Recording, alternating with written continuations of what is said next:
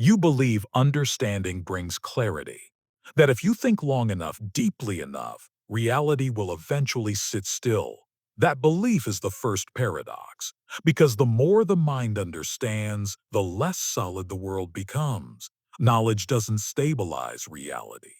It dissolves it. It dissolves it. The mind is a locked room with the key inside, and every thought you've ever had was an attempt to feel for the door in the dark. Most people call that intelligence. Others call it control. But control is just fear wearing a suit. Tonight, there is nothing to solve, nothing to win, nothing to win. Only ideas that quietly loosen the grip you didn't realize you were holding. Paradoxes don't exist to be answered. They exist to calm the mind by exhausting it. And exhaustion, when gentle, becomes sleep. You move through life assuming continuity, that things remain themselves over time, that you remain yourself. You wake up, you go about your day, you fall asleep.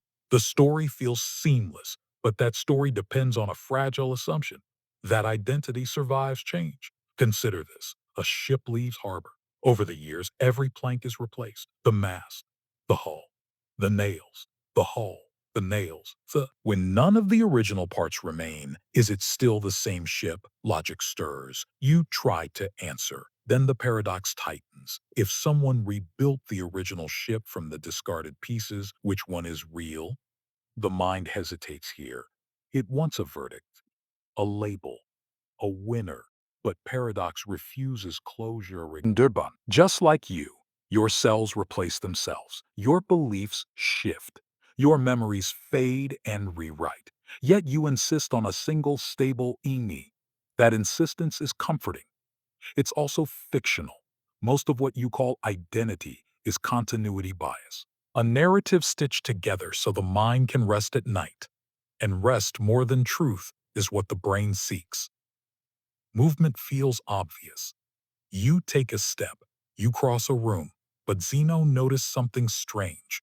Before you reach the other side, you must cross half the distance. Before that, half again. And again. And again. An infinite number of steps inside a finite space. Logic freezes. If you must complete infinite tasks to move, how do you ever arrive? You do arrive. Every time. The body moves while the mind stares at the contradiction like a crack in the floor. Reality works even when logic can't explain it. That should bother you or soothe you, because it means you don't need full understanding to function. You never did. The mind insists on coherence. The universe does not. And sleep begins when the mind finally stops arguing with that fact. Now notice this. You're listening, paying attention, but attention is not passive. When you observe something, you change it. In physics, particles behave differently when measured. In life, people do too. You act differently when watched. So do your thoughts. Try to observe your breathing. 2. It changes. The observer interferes, which raises an uncomfortable question. If observing alters reality, what version of the world exists when you're not looking? And more quietly, what version of you exists when you stop watching yourself? Here is where the paradox turns inward. Ooh, because self-awareness feels like control, but it may be distortion. If every thought you've ever had was shaped by paradox, how would you know which ones were truly yours? The mind recoils at that question. It searches for ground, but there is none. Thoughts appear, uninvited. Thoughts appear, uninvited, unannounced. You don't decide the next thought. You notice it after it arrives. The sense of authorship is delayed, a receipt printed after the purchase, and still you claim ownership. This is not failure. It's design. The ego exists to create the feeling of continuity, not accuracy. Not accuracy. Accuracy would be unbearable, because accuracy would reveal that the self is not a solid object but a pattern held together by habits, memory, and repetition. Break the repetition and the pattern loosens. That loosening is what you feel as unease or calm, depending on how tightly you are holding on. Paradoxes don't demand resolution. They demand surrender. The harder you try to solve them, the louder the mind becomes. But when you stop, something interesting happens. Thoughts slow, not because you forced them to, but because they ran out of friction.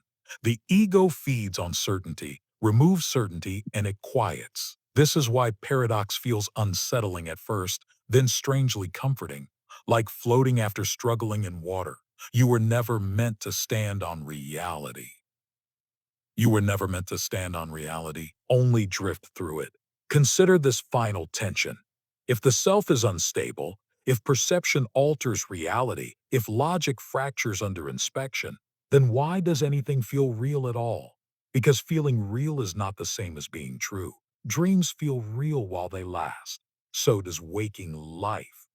So does waking life. The difference is not certainty, it's consistency, and consistency is enough for sleep. You don't need answers tonight. You never did. You need the mind to stop gripping the question. Return to the locked room. You spend years searching for the key, analyzing the walls. Time feels steady, predictable. A straight line you move along, past behind you, future ahead. This belief is useful. It keeps appointments intact, it keeps regret contained. But usefulness is not truth. Time does not move, you do. And even that may be an illusion. Consider this. Every moment you experience is already gone by the time you notice it. The present is never present. It's a memory pretending to be now. You are always late to your own life. This delay is microscopic, but it exists, which means you never touch reality directly, only echoes. That should unsettle you. You will zet. This delay uses my z. You war, he, mu noise the. Instead, you adapted. The mind stitched those echoes into a smooth illusion, called it now, and moved on. Sleep works the same way. Imagine time as a stack of pages, all moments existing at once. You don't travel through them, you flip. The sense of motion is created by sequence, not movement. If that's true, then the future already exists. So does the past. So does every version of you that ever made a different choice. Free will starts to sweat here. Because if all moments exist, choice doesn't create reality, it selects it. You don't build the path, you step onto one already there.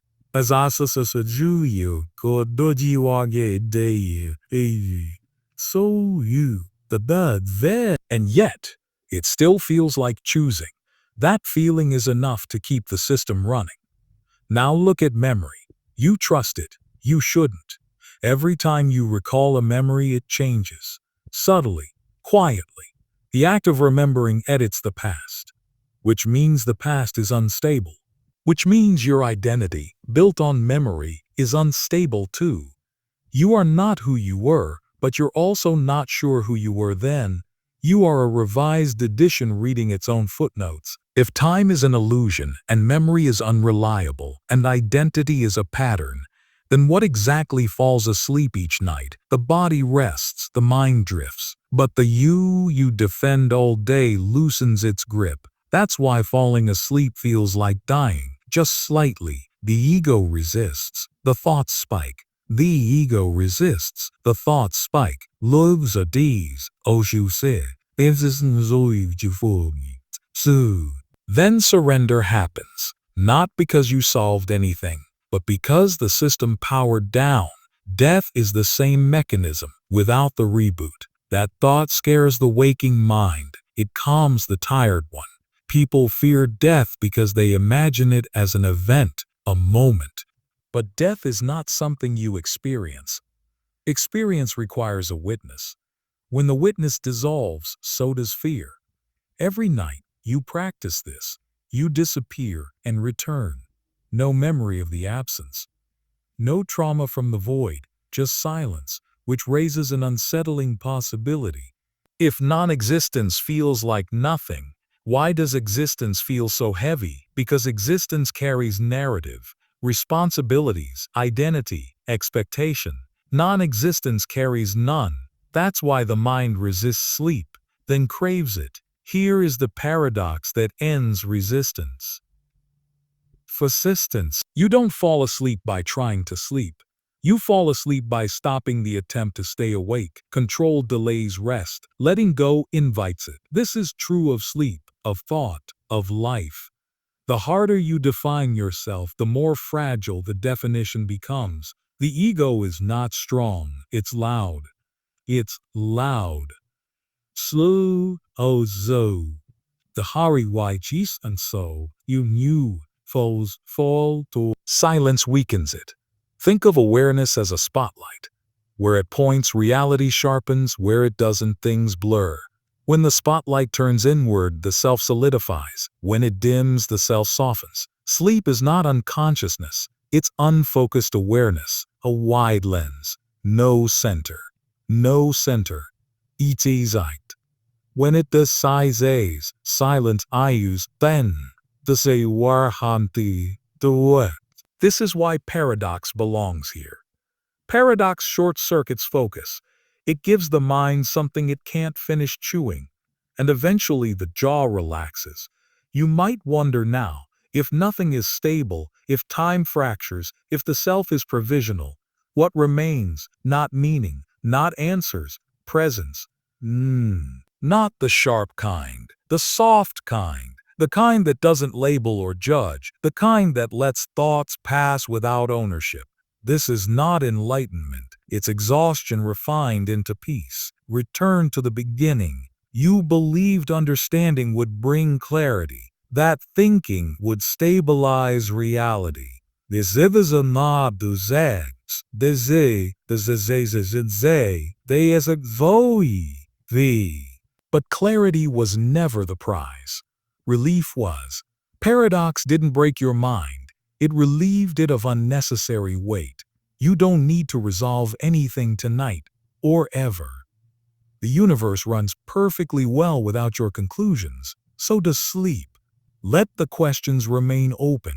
They don't threaten you. They dissolve you gently, and dissolution, when slow and quiet, is rest.